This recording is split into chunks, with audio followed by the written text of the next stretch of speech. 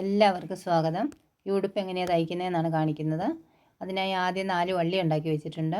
ആ വള്ളിയിൽ ഒരു പാർട്ടിലേക്ക് 2 വള്ളി ഇതുപോലെ വെച്ച് കൊടുക്കുകയാണ്.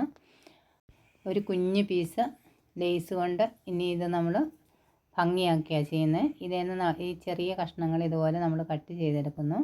ഈ ചാനൽ ആദ്യമായിട്ട് കാണുന്നവരാണെങ്കിൽ ഒന്ന് സബ്സ്ക്രൈബ് ചെയ്യണേ. അതുപോലെ ഈ കഷ്ണങ്ങൾ നമുക്ക് ഏതെങ്കിലുമൊക്കെ മോഡലിൽ ഇത് വെച്ച് കൊടുക്കാവുന്നതാണ്. ഇതിപ്പോൾ ഞാൻ ചെയ്യുന്നത് ഇങ്ങനെയാണ് ചെയ്യുന്നത്. ഈ കുഞ്ഞു കഷ്ണങ്ങൾ സെപ്പറേറ്റ് വേറെ വെട്ടിയെടുക്കുകയാണ്. അങ്ങനെ അത് 2 കഷ്ണമായിട്ട് ഇങ്ങനെ വെട്ടിയെടുത്തിട്ടുണ്ട്. ഇനി ഇതിൻ്റെ ലൈനിങ് പീസാണ്. ആ മെയിൻ പീസ് പോലെ തന്നെ ലൈനിങ് പീസും അതേ ഷേപ്പിൽ തന്നെയാണ് വെട്ടിയെടുത്തിരിക്കുന്നത്. അതിന് ശേഷം ഈ കഴുത്തിൻ്റെ ഭാഗത്ത് ഇങ്ങനെ 3 അടയാളങ്ങൾ കൊടുക്കുന്നുണ്ട്. 2 ഭാഗവും ഒരുപോലെ വരാൻ വേണ്ടിയിട്ടാണ്. അവിടെ ചെറിയ കട്ടിട്ട് കൊടുക്കുന്നുണ്ട്. ചെറുതായിട്ട് കട്ട് ചെയ്ത് വെച്ചിരിക്കുന്ന ആ ലേസിൻ്റെ ഭാഗങ്ങൾ ഈ കട്ടിട്ട് കൊടുത്തിടത്തേക്ക് ഒരേ അളവിൽ 2 സൈഡിലും ഇതുപോലെ വെച്ച് കൊടുക്കുന്നു. ഇത് ലൈനിങ് പീസിലാണ് വെച്ച് കൊടുക്കുന്നത്. ഏത് മോഡൽ വേണമെങ്കിലും നമുക്കിത് ചെയ്യാവുന്നതാണ്. ഇതിപ്പോൾ ഞാൻ ചെയ്യുന്നത് ഇങ്ങനെയാണ്. ഇനി ആ നല്ല പീസ് ഇതിന് മുകളിലേക്ക് ഇതുപോലെ വെച്ച് കൊടുത്തതിന് ശേഷം ഇതുണ്ട്, ഇതുപോലെ ആ വള്ളി അകത്തേക്ക് വെച്ചിട്ട് അതിന് പുറത്താണ് ഈ പീസ് വെച്ച് കൊടുക്കുന്നത്. ഇതുപോലെ വെച്ച് കൊടുത്തിട്ട് ഇതിൻ്റെ ഈ ഭാഗങ്ങളിലൂടെ എല്ലാം ഇങ്ങനെ ചുറ്റുവട്ടം ഈ ഇവിടം മുതൽ ഇതുപോലെ അടിച്ചെടുക്കണം. ഈ നടുഭാഗം വരുമ്പം തുണി മാറിപ്പോകാതെ നല്ലതുപോലെ അവിടെ കൊണ്ടുവന്ന് കുത്തി നിർത്തിയിട്ട് വേണം, ഇങ്ങനെ നിർത്തിയിട്ട് ഇവിടെ നിന്ന് തിരിച്ചെടുക്കണം.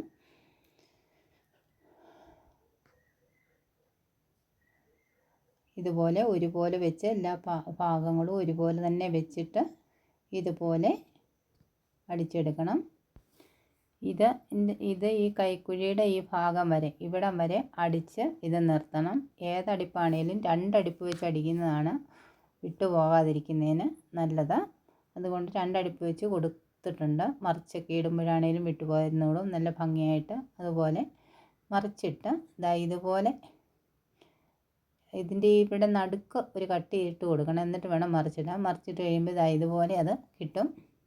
സ്കേർട്ട് പീസ് എടുത്തിട്ട് ഇതുപോലെ ഞെറിവിട്ട് കൊടുക്കുന്നുണ്ട്. അതിന് ഈ നല്ല പീസും 2 ആയിട്ടാണ്, 2 വശത്ത് ഫ്രണ്ടിലും ബാക്കിലും 2 പീസായിട്ടാണ് ഇതെടുത്തിരിക്കുന്നത്. ലൈനിങ് പീസിനും അതേ അളവിൽ തന്നെ ഞെറിവിട്ട് കൊടുക്കണം. ലൈനിങ് പീസിൻ്റെ അടിവശം മടക്കി അടിക്കണം. ഇതുപോലെ ഇതുപോലെ മടക്കി അടിക്കണം. ഇനി സ്കേർട്ട് പീസ് ഇതിലേക്ക് യോജിപ്പിച്ച് കൊടുക്കണം. മുകൾ പാർട്ടിൻ്റെ നല്ല വശത്തേക്ക് സ്കേർട്ട് പീസിൻ്റെ നല്ല വശം വെച്ച് ഇങ്ങനെയാണ് അടിക്കുന്നത്. നല്ല വശം വെച്ച് പൂർണ്ണമായിട്ട് ഇങ്ങനെ അടിച്ചതിന് ശേഷം ഇത് മറിച്ചിട്ടിട്ട് അപ്പുറത്ത് വശത്ത് ഇത് നേരെ തിരിച്ചിങ്ങനെ മറിച്ചിട്ടിട്ട് അടുത്ത വശത്ത് ഇതുപോലെ ലൈനിങ് പീസ് വെച്ച് കൊടുക്കണം. അപ്പോഴിങ്ങനെ അടിക്കുന്നതിൻ്റെ പ്രത്യേകത എന്താണെന്ന് ചോദിച്ചെന്നാൽ ഇത് അടിച്ചെടുത്ത് കഴിയുമ്പം ഇതിൻ്റെ അടിപ്പ് വെളിയിലേക്ക് തള്ളി നിൽക്കുകയില്ല. ഇതുപോലെ നമുക്ക് അത് കിട്ടും. ഉണ്ടോ, അകത്തേക്കായി പോയി അടിപ്പ് ഉണ്ടോ, ഭംഗിയായിട്ട് പുറകുഭാഗം അകവശവും പുറകുവശവും ഒരുപോലെ ഭംഗിയായിട്ട് ഇതുപോലെ കിട്ടും. അങ്ങനെ ഫ്രണ്ട് വശവും ബാക്ക് വശവും ഇതുപോലെ തന്നെ ഒരുപോലെ അടിച്ചെടുത്തിട്ടുണ്ട്. വെട്ടിയെടുത്ത ആ ലേസിൻ്റെ ഭാഗങ്ങളാണ് ഇനിയിപ്പോൾ ഇതിലേക്ക് വെച്ച് കൊടുക്കുന്നത്. ഇതിൻ്റെ ഫ്രണ്ട് ഭാഗത്താണ് ഇതിങ്ങനെ വെച്ച് കൊടുക്കുന്നത്.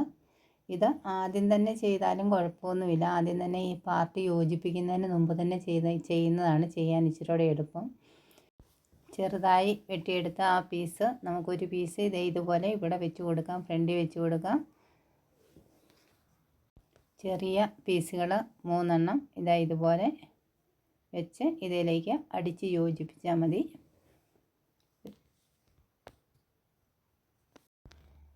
ഫ്രണ്ട് ഭാഗവും ബാക്ക് ഭാഗവും കൂടെ ഇനി ഇതുപോലെ വെച്ചിട്ട് സൈഡ് യോജിപ്പിച്ചടിക്കാം. 2 വശവും ഒരേപോലെ തന്നെ 2 തയ്യൽ തുമ്പ് വെളിയിലേക്ക് വരുന്ന രീതിയിൽ ഒരേപോലെ തന്നെ 2 വശവും യോജിപ്പിച്ചെടുത്തിട്ടുണ്ട്.